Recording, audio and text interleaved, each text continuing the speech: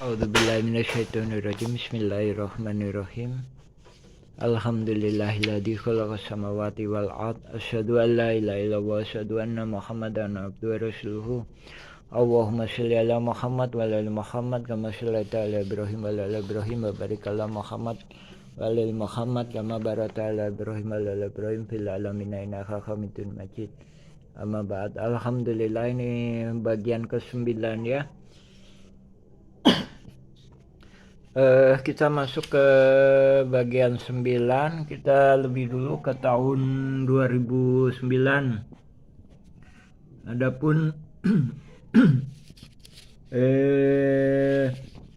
kita ntar balik lagi ke tahun 2000 ya. Sementara ini kami sampaikan tahun 2009 terkait dengan masalah pemilihan ketua RW 01. Nah, ini tanggal sekian. Ini ya, ini ditandatangani oleh Sekretaris Apus Sukendar, dan ini Dedi Saripudin sebagai Ketua RW 01. Yang mana ini pemerintah Kota Bandung mengenalnya ini. Coba silakan dicek. Ini punya jabatan di pemerintahan Bandung ketika itu 2009. Pemilihan Ketua RW 01, calon-calonnya adalah ini. Nah, ini Muhammad B. Yaman, saya sendiri, Dedi Saripudin, ya, Dodi Nur Rasidik, Engkosko Sasiwardi dari 08. Nah, kemudian pemenangnya ini dalam pemilihan ya, 5 calon ini dalam pemilihan, pemenangnya adalah ini. Akan tetapi Lurahan Dago menganulir pemilihan tersebut dan dinyatakan yang menang adalah Apus Sukendar.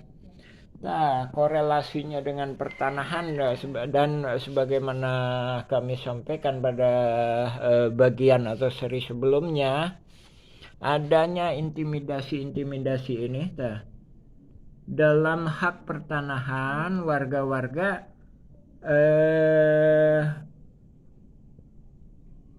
pribumi dipersulit untuk mendapatkan hak pertanahan. Jadi RT RW ditekankan untuk tidak memberikan kesempatan warga-warga pribumi. Nah, ini ya. Jadi ini saya sampaikan bukti-buktinya ya. Kenyataan di lapangan seperti itu, alih-alih seperti itu, akan tetapi keluar PBB seluas 15.000 atas nama Didi Koswara ya. Nah, itu ya korelasinya ya, yang kemudian akan ditokohkan sebagai tokoh utama tergugat. Nah, itu jadi skenarionya adalah, kalau ibaratkan bola adalah permainan gajah. Jadi tim tergugat sendiri pun udah mulai dibentuk gitu. Yang mana ntar memberi peluang kemenangan kepada penggugat. Sehingga mendapatkan tanah yang sedemikian luas. Sementara kaki-kaki tangannya di sini ini mudah sekali diiniin. Akan tetapi benar tidaknya dalam artian jaringan mafia tanah memberikan haknya itu, nah itu saat ini mungkin menjadi bisa jadi suatu kemustahilan ya, karena dalam berkas BPN pun dinyatakan bahwa semuanya juga jatuh gitu ya.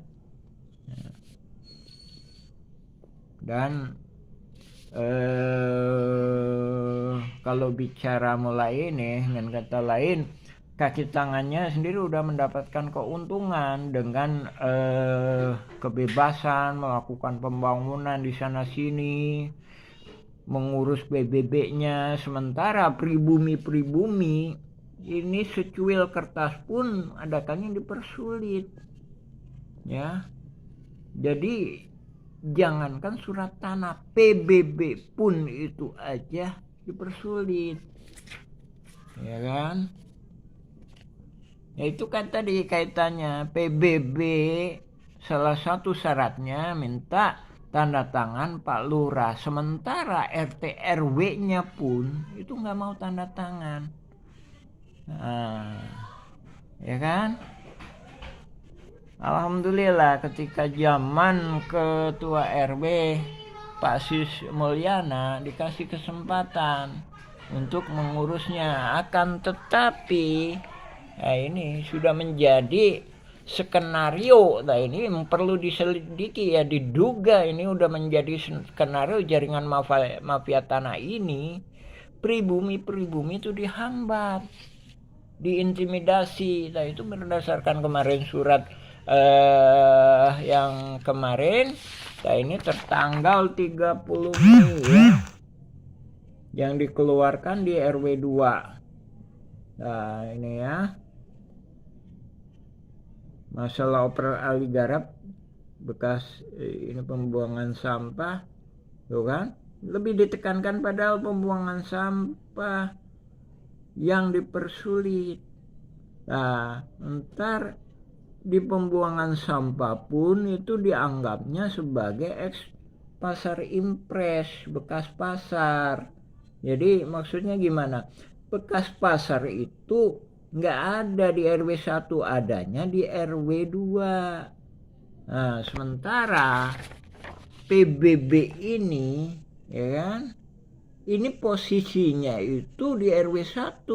Jadi bekas TPA. Kalau kita runtut ke sejarah awalnya, itu penggalian pasir. Ya. Nah, dari sini warga-warga pribumi, anak-anaknya sekolah, ngurus surat-surat, dimintain PBB-nya. Sementara pengurus oknum tokoh masyarakat sendiri nggak memberikan haknya. Nah, ya. Jadi ini kaitannya sama 2009 ini nyata bahwa ada gerakan-gerakan di atas yang mana itu seolah-olah mentokohkan.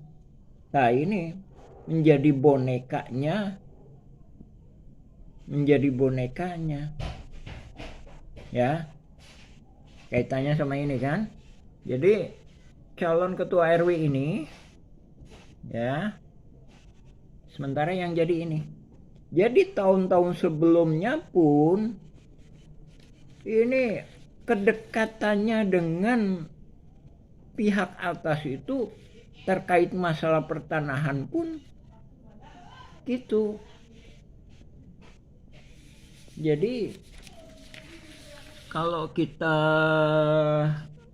warga pribumi ngurus PBB susah.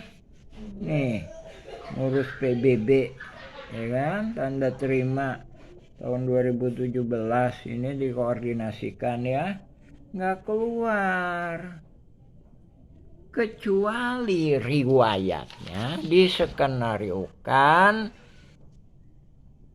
diindukkan ke sini, yang notabene entar akan dijadikan pihak yang sepemahaman dengan Asep Makmun CS, yang mana semuanya itu akan jatuh oleh ahli waris Muller berdasarkan keputusan pengadilan. Kan punya peluang menang, punya peluang menang gimana? Nggak ada peluang menang. Sebelum itu pun Buraminten dengan H. Samsul Mapareba punya kesepakatan. Itu sebelum gugatan. Itu membuktikan bahwa tergugat, sekali lagi, tergugat lebih dulu mempersiapkan dibanding penggugat. Nah, dari sini ya, sepandai-pandainya tupai tempat, nah ini akan juga jatuh juga.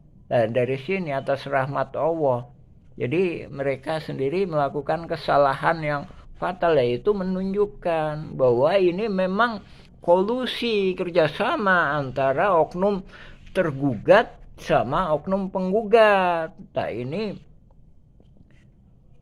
pemerintah pusat harap-harapan membentuk tim independen. Nah ini makanya juga kita tuliskan surat ke gubernur, surat ke wali kota, ke DPR Kota Bandung, ke DPR Jawa Barat, juga ke DPR Pusat, ke Menkumham. Ini mafia tanah yang berpengalaman. Jadi masif banget ininya. Tuh kan surat ini. Jadi ini di lapangan ini nyata bahwa pengurus RT RW itu nggak mau menginiin tokoh-tokoh pribumi dan tokoh-tokoh yang bekerja sama dengan pribumi. Sementara warga-warga yang notabene kaki tangannya pegang PBB. Jadi anak-anaknya sekolah pun tenang, sementara pribumi-pribumi pun gak tenang. Dari sini begitu mudahnya mereka melakukan akuisisi, melakukan penguasaan. Nah ini ntar mohon dijadikan bahan pertimbangan. Jadi sekalipun punya kesepakatan hak operasi hak garap dari pribumi, pada kenyataannya seperti ini. Jadi mereka pribumi nggak punya kesempatan untuk mengajukan hak pertanahan, sementara mereka itu diintimidasi sehingga mau nggak mau melepaskan hak pertanahan. Nah ini sangat ini sekali. Coba mohon dilakukan pemeriksaan di lapangan. Ini kaki tangannya itu sekarang itu menguasai sangat banyak jumlahnya, sementara pribumi itu luasnya itu sangat dikit. Dan kemarin juga saya sampaikan ya, ini masyarakat pribumi ini yang ada sertifikatnya pun ini terkepung, nggak bisa keluar. Ini jalan raya di sini, ya, jalan raya di sini. Sementara di sini itu ada sungai dan di sini itu bukit lagi. Jadi mereka nggak punya kesempatan untuk keluar, ya. Jadi tertutup jalannya dengan hasil dari sidang ini. Jadi ini nggak bisa dilakukan eksekusi, ya, nggak bisa dinyatakan demi keadilan berdasarkan ketuhanan yang Maha Esa. Ini warga ini nggak bisa keluar. Jalan motor nggak bisa keluar. Masalah jalan, mungkin ada yang menyatakan masalah jalan ntar kan bisa diiniin. Kita belajar dari sejarah ini ya, penyerobotan lahan Tommy, Rokaya, keluarga Nawisan, ini nggak bisa keluar. Jalan warga di sini. Akhirnya dia membeli sini dengan sangat terpaksa. Mau dibongkar, dia pegang sertifikat. Ini Jalan Cirapuan nomor 33 ini yang saat ini ya. Ini harap-harapan menjatuhkan. Nah, ini di sini juga dibendung lagi. Sama sertifikat atas nama Didi Koswara dan Ismail Tanjung. Adapun Iwan Surjadi juga pinter. Dia juga megang, jadi haknya itu masih tetap di Iwan Surjadi. Jadi di Notaris M. Nathaniel itu disebutkan bahwa Iwan Suryadi itu punya hak memegang sertifikat itu sekalipun atas nama Deddy Koswara dan Ismail Tanjung. Dari situ para jaringan mafia tanah ini memang koordinasinya masih banget. Jadi ini sebagai jaminan bila mana pihak tergugat dalam Asep Makmun CS dan Deddy Koswara menang, kan? Iwan Suryadi udah memegang. Jadi masih bisa dikerjasamakan gitu. Jadi lahan yang kemarin yang saya nyatakan di sini itu masih bisa diinikan, masih bisa istilahnya dikolusikan untuk berbagi. Adapun pengkhianatan saling mengkhianati udah biasa. Ini kan mafia melawan mafia, tapi perlu dijadikan